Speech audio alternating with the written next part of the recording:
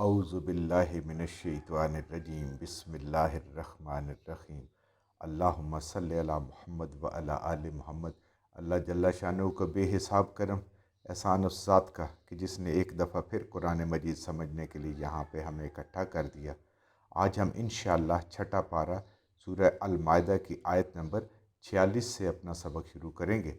اعوذ باللہ من الشیطان الرجیم بسم اللہ الرحمن الرحیم وَقَفَّيْنَا عَلَىٰ آثَارِهِمْ بِعِیسَىٰ ابْنَ مَرْیَمَ مُصَدِّقًا لِمَا بَیْنَ یَدَیْہِ مِنَ التَّوْرَاةِ وَآتَیْنَاهُ الْإِنْجِیلَ فِیہِ هُدًى وَنُورٌ وَمُصَدِّقًا لِمَا بَیْنَ یَدَیْہِ مِنَ التَّوْرَاةِ وَهُدًى وَمَوْعِظَةٌ لِلْمُتَّقِینَ۔ وَقَفَّیْنَا، اور اس کے بعد، اس کے پیچھے، عَلَىٰ آثَارِهِمْ، اسی آثار پر، اسی نقش قدم پر، اور بھیجے ہم نے، وقفینا، اور ان کے پیچھے ہم نے، یعنی انبیاء کا ایک سلسلہ جاری ہے، اور انہی انبیاء کے آثار پہ، اسی طریقے پہ ہم نے بھیجا عیسیٰ ابن مریم علیہ السلام کو۔ یعنی جیسے پہلے نبی تھے ایسے ہی نبی حضرت عیسیٰ علیہ السلام ہیں، اور ہم نے ان کو اسی آثار، اسی طریقے پہ بھیجا ہے جیسے اللہ تعالیٰ نے پہلے انبیاء کو بھیجا، حضرت عیسیٰ ابن مریم کو۔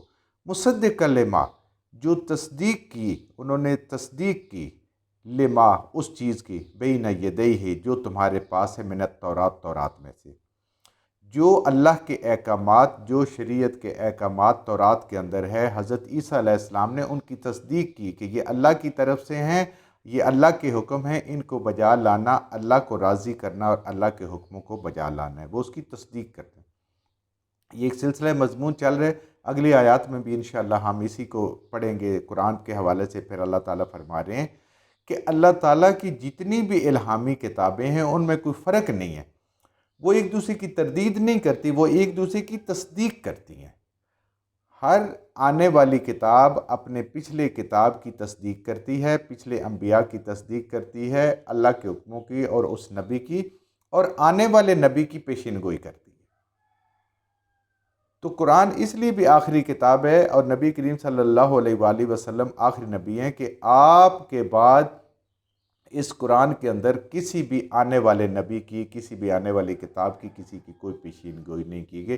اس لیے آپ کے بعد اگر کسی کا کوئی نبوت کا، کسی کتاب کا کوئی دعویٰ ہے تو وہ 100% جھوٹا، اس میں کوئی شک والی بات ہی نہیں۔ اللہ تعالیٰ یہ ہمیں بتا رہے ہیں کہ حضرت عیسیٰ علیہ السلام جیسے انبیاء کا ایک سلسلہ تھا، ایک لڑی تھی، ایک گلدستہ تھا، وہ چل رہا تھا، انہی آثار پہ، انہی آثار نقش قدم پہ چلتے ہوئے حضرت عیسیٰ علیہ السلام بھی آئے، اور انہوں نے آ کے تصدیق کی جو کچھ تورات کے اندر تھا کہ یہ سب اللہ کی طرف سے ہے۔ وَآتَيْنَاهُ الْإِنْجِيلَ، اور ہم نے ان کو ان کی اپنی کتاب بھی عطا فرمائی، انجیل بھی۔ اب دیکھیں کتنی خوش قسمت قوم تھی بنی اسرائیل کہ اللہ تعالیٰ نے ان کو زبور بھی عطا فرمائی، تورات بھی عطا فرمائی، انجیل بھی عطا فرمائی۔ اللہ کی بہت بڑی یہ نعمتیں اور اللہ تعالیٰ کا بہت بڑا احسان کہ اللہ تعالیٰ نے ان کو یہ ساری چیزیں عطا فرمائیں۔ اللہ فرماتے ہیں کہ ہم نے حضرت عیسیٰ علیہ السلام کو ان کے اوپر بھی کتاب نازل کی، ان کو بھی عطا فرمائی، انجیل۔ فیہ ہدی و نور، اس کے اندر بھی ہدایت ہے اور روشنی ہے اور نور ہے۔ پیچھے ہم نے پڑھا تھا نا 2 دن پہلے اپنے سبق میں کہ اللہ تعالیٰ نے تورات کو اتارا اور اس کے اندر بھی ہدی و نورن تھا، بالکل یہی الفاظ تھے کہ اس کے اندر بھی نور ہدایت تھا، روشنی تھی جو انسان کو اللہ تک پہنچاتی ہے، صراط مستقیم تک انسان جو ہے وہ جا سکتا ہے۔ یہی چیز نور اور ہدایت اللہ تعالیٰ نے ہر الہامی کتاب میں جو اللہ نے اتاری ہیں ان کے اندر نور ہدایت رکھا ہے کہ انسان اس سے انسانیت ہدایت پا سکتا ہے، اور ایک انسانیت کے اس راستے پہ چل سکتا ہے جس پہ اللہ تعالیٰ نے حکم دیا ہے۔ آگے قرآن کی انشاءاللہ بات آئے گی، اللہ تعالیٰ اس میں بھی یہی فرمائیں گے، قرآن کے اندر بھی نور بھی ہے، ہدایت بھی ہے، لیکن یہ اس کے آگے مزید اللہ تعالیٰ نے ایک اس کو خاصیت عطا فرمائی قرآن کو، جو انشاءاللہ ہم آگے پڑھیں گے کل یا پرسوں، کل کے سبق میں انشاءاللہ۔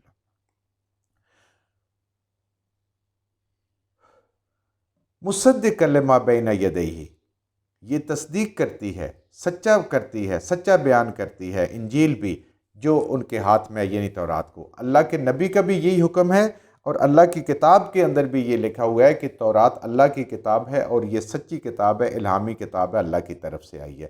وَہُدًى، اور اس کے اندر پھر اللہ فرما رہے ہیں اس کے اندر ہدایت ہے۔ تورات کے اندر بھی ہدایت ہے، انجیل کے اندر بھی ہدایت ہے، اور اس قرآن کے اندر بھی ہدایت ہے۔ یہ سب ہدایت کی طرف لے جانے والی کتابیں ہیں۔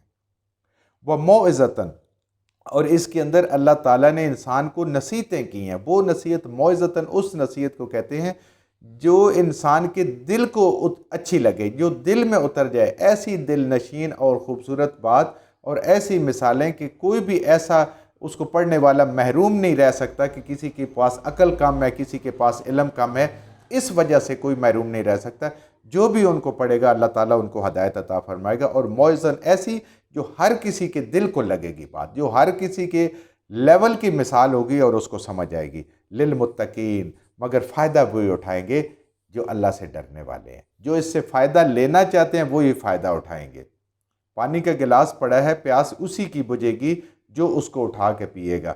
جو اس کو دیکھتا رہے گا اس کی پیاس نہیں بجھ سکتی، دیکھنے سے نہیں بجھ سکتی۔ تو اللہ فرما رہے ہیں کہ جو ان کو پڑھے گا، جو ان کو سمجھے گا، اللہ تعالیٰ اسی کو ہی ہدایت نصیب فرمائیں گے، اسی کے اوپر اس نصیحت کا اثر ہوگا۔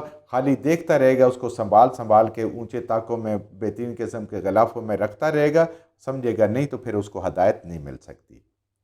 وَلْيَحْكُمْ، اب جن کو انجیل عطا فرمائی، جن کو تورات عطا فرمائی، تورات میں بھی یہی تھا کہ اس کے مطابق اپنے فیصلے کریں، اب تو انجیل کے بعد بھی آ گیا کہ اس کے مطابق اپنے فیصلے کریں۔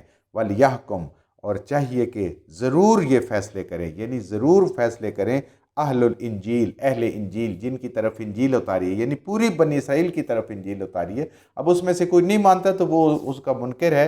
اللہ فرما رہے ہیں کہ جو اہل انجیل ہیں، انجیل والے ہیں، جن کی طرف ہم نے انجیل کو نازل فرمایا ہے، وہ اب فیصلے کریں اپنے اس کے مطابق، بما انزل اللہ فیہ، جو کچھ اللہ نے اس کے اندر اتارا ہے، یعنی اس کتاب کے اندر، انجیل کے اندر جو اللہ کے احکامات ہیں، اب ان کے ہر فیصلے، اب ان کا ہر کام، اب ان کا ہر عمل اس کے مطابق ہونا چاہیے جو اللہ تعالیٰ نے اس کے اندر اتارا ہے۔ یہی تورات کے بارے میں تھا، یہی انجیل کے بارے میں۔ وَمَن لَّمْ يَحْكُم بِمَا أَنزَلَ اللَّهُ، اور جو کوئی نہیں کرے گا، وَمَن لَّم، اور جو کوئی نہیں کرے گا، يَحْكُم، اپنے فیصلے، اپنے عمل، اپنا طریقہ اس کے مطابق نہیں کرے گا، بما انزل اللہ، جو اللہ تعالیٰ نے نازل فرمایا ہے اس کے مطابق اگر وہ اب فیصلے نہیں کرے گا، فَأُولَٰئِكَ هُمُ الْفَاسِقُونَ، تو اللہ فرما رہے ہیں کہ وہ تو فاسق ہے۔ فاسق کون ہوتا ہے؟ اللہ تعالیٰ کی حدوں کو توڑنے والا۔ جو بھی الہامی کتاب اس کے مطابق اگر فیصلے نہیں کریں گے تو وہ اللہ تعالیٰ کی حدیں ہیں، اللہ کے حکم ہے، وہ اللہ کے حکموں کو توڑنے والے، حدوں کو توڑنے والے ہیں، وہ فاسق لوگ ہیں۔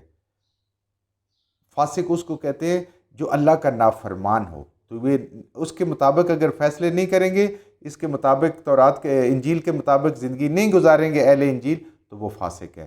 پیچھے اگر ہم یاد کریں تو اللہ تعالیٰ نے کیا کہا تھا کہ جو تورات کے مطابق فیصلے نہیں کرتے وہ کون سے؟ فَأُولَٰئِكَ هُمُ الظَّالِمُونَ، وہ ظالم ہیں، نا انصاف ہیں۔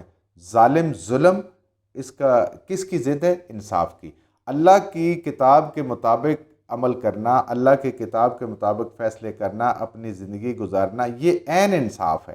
اور اس سے ہٹ کے اپنی خواہشات، اپنی من مرضی کی زندگی گزارنا، یہ سراسر ظلم ہے۔ اور اسی ظلم اور فسق کی وجہ سے انسان پھر جب بالکل اس کا انکاری ہو جاتا ہے تو وہ کفر کی حد تک پہنچ جاتا ہے۔ تو اللہ فرما رہے ہیں کہ اللہ تعالیٰ کی کتابیں ایک دوسرے کی تصدیق کرنے والی ہیں، ان کے مطابق فیصلہ کریں۔ ہر کتاب پچھلی کتاب کی تصدیق کرتی ہے، ہر کتاب پچھلی کتاب کے اللہ تعالیٰ کے احکامات کو، اس کو الہامی مانتی ہے، اس کے نبی کی تعلیم کی تصدیق کرتی ہے، اور اس کے بعد پھر اگلی کتاب کی بشارت دیتی ہے۔ تو اللہ تعالیٰ نے بنی اسرائیل کو تورات دی، اس میں بھی اللہ کے حکم اور اس کے مطابق زندگی گزارنی۔ پھر اللہ تعالیٰ نے ان انبیاء کا جو سلسلہ ان کے اندر جاری تھا، بنی اسرائیل میں جو آخری نبی آئے ہیں، اللہ کے رسول آئے ہیں، وہ حضرت عیسیٰ علیہ السلام آئے ہیں۔ اس کے بعد پھر یہ نبوت بنو اسرائیل میں چلی گئی، اور محمد الرسول اللہ صلی اللہ علیہ وآلہ وسلم خاتم النبیین آپ تشریف لائے، اور اس کے بعد یہ نبوت کی جو لڑی تھی، جو گلدستہ تھا، یہ مکمل ہو گیا۔ اب اور کوئی نبی نہیں آنے والا۔ اور اللہ نے آخری کتاب انشاءاللہ جب ہم کل کے اپنے سبق میں پڑھیں گے، اللہ تعالیٰ نے اس قرآن کو ان پچھلی ساری کتابوں کی تصدیق کرنے والی بھی بنا دی، اور ان کے جتنے احکامات انہوں نے تحریف کر دیے تھے، جو انبیاء کے بارے میں انہوں نے چیزیں شامل کر دی تھی، ان سب کو رد کر کے اللہ تعالیٰ نے ان تمام انبیاء کی برات اس کا اعلان فرمایا، اور ایک شریعت عطا فرما دی، ایک نئی شریعت، نئے احکامات آ گئے۔ نئے سے مراد ہے کہ کتاب نہیں آئی، اللہ کی شریعت تو تسلسل سے چلتی آ رہی، اسی لیے تو تصدیق ہوتی ہے، ورنہ تو تردید ہونا شروع ہو جائے۔ ایسا نہیں ہے، یہ صرف جیسے جیسے قومیں ترقی کرتی ہیں، انسانی کے ذہن ترقی کرتا ہے، اللہ تعالیٰ اپنے احکامات میں رد و بدل تھوڑی بہت اس کے مطابق کرتے رہتے ہیں، ورنہ لا الہ الا اللہ حضرت آدم علیہ السلام سے لے کر تا قیامت ایک ہی رہنا ہے۔ نماز کا طریقہ کچھ بدل سکتا ہے، نماز کی رکعتیں کچھ بدل سکتی ہے، عبادات کے طریقے تھوڑے سے بدل سکتے ہیں، مگر کرنی اسی رب کی عبادت ہے جو پہلے دن سے انسان کو حکم دیا تھا اور جو آخری انسان کے لیے حکم ہے۔ تو اس لیے ان کے اندر کوئی تبدیلی نہیں ہے۔ جو کچھ ہم نے صحیح پڑھا، اللہ ہمارے ذہنوں میں، دلوں میں بٹھا دے، جہاں جہاں پڑھتے ہوئے بولتے ہم سے غلطیاں ہو گئی، اللہ میں معاف فرما دے، اور ان غلط باتوں کو ہمارے ذہنوں سے، دلوں سے اللہ کی ذات نکال دے۔